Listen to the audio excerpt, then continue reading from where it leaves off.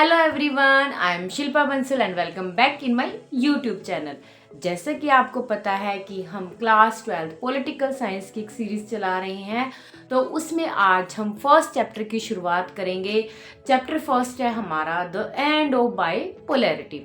Right, जो end of bipolarity, इससे पहले अगर हमने कोल्ड वॉर के बारे में नहीं पता है तो चैप्टर हमें समझ नहीं आएगा।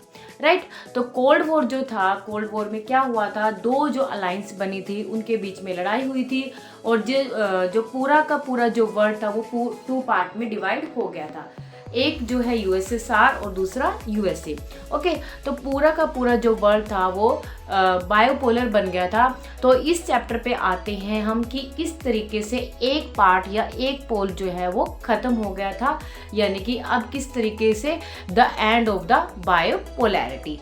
राइट, जो एंड ऑफ द बायोपोलैरिटी में फर्स्ट टॉपिक है, हमारा टॉपिक बनता है वो क्या बनेगा, what was the Soviet system. अब सोवियत सिस्टम क्या था? सोवियत सिस्टम यानी कि यूएसएसआर। अगर हमें यूएसएसआर की फुल फॉर्म नहीं पता तो चैप्टर भी नहीं समझ आएगा हमें। तो फर्स्ट ऑफ ऑल हम यूएसएसआर की फुल फॉर्म जान लेते हैं।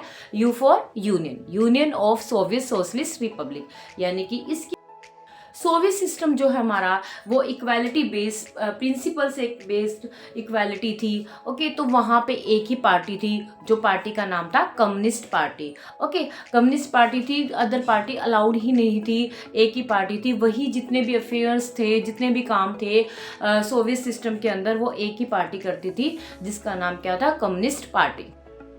जो सोवियत सिस्टम था हमारा वो एक ग्रेट पावर बना था। ग्रेट पावर वो कब बना था? After the second world war. After the second world war यानी कि 1945 के बाद जो सोवियत सिस्टम था बहुत ही ज़्यादा ग्रेट पावर बन के उभरा था। तो सोवियत सिस्टम के अंदर जो उसकी इकोनॉमी थी वो बहुत अच्छी थी। जितने भी जो एनर्जी रिसोर्सेज थे सोवियत सिस्टम में वो बहुत अच्छे थे। कम्युनिकेशन बहुत अच्छा था, ट्रांसपोर्ट बहुत अच्छा था, एनर्जी रिसोर्सेज बहुत अच्छे थे। तो मतलब क्या था, एक पिन से लेके आपकी बुक में, एनसीईआरटी बुक में दिया हुआ है, पिन टू कार जो है, जितनी भी मतलब एक पिन से लेके और कार तक का जो एग्जाम्पल दिया गया है, यानी कि एक छोटी से छोटी चीज़ से लेके एक बड़ी से बड़ी चीज़ जो है वो सब कुछ जो है यूएसएसआर के अंदर ही बनती थी। यूएसएसआर के अंदर जो सोवियत सिस्टम था उसके अंदर जो सरकार थी, यानी कि जो गवर्नमेंट थी, वो सभी के सभी काम करती थी। सबको जो है रोटी कपड़ा मकान देना वो किसकी जिम्मेवारी थी? जो है वो गवर्नमेंट की जिम्मेवारी थी।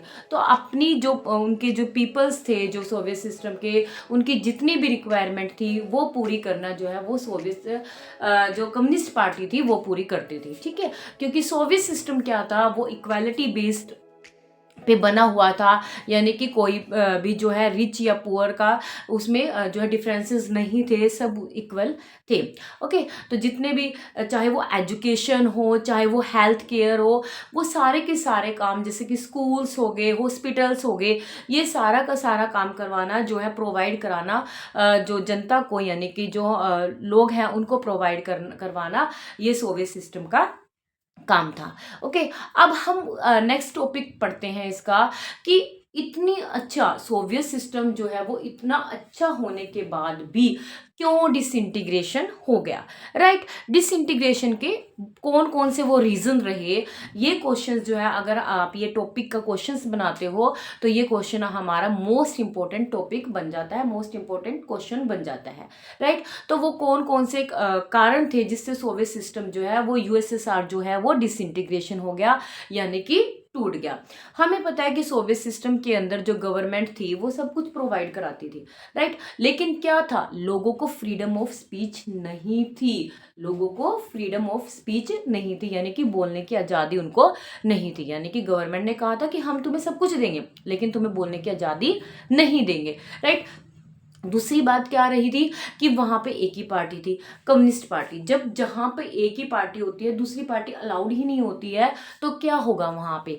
तो वहाँ पे क्या हो गया, जो एक पार्टी थी वो क्या बन गई थी, ब्यूरोक्रेटिक बन गई थी, नौकरशाही बन गई थी, और इस वजह से वो अपनी मनमर्जी करने लगी थी।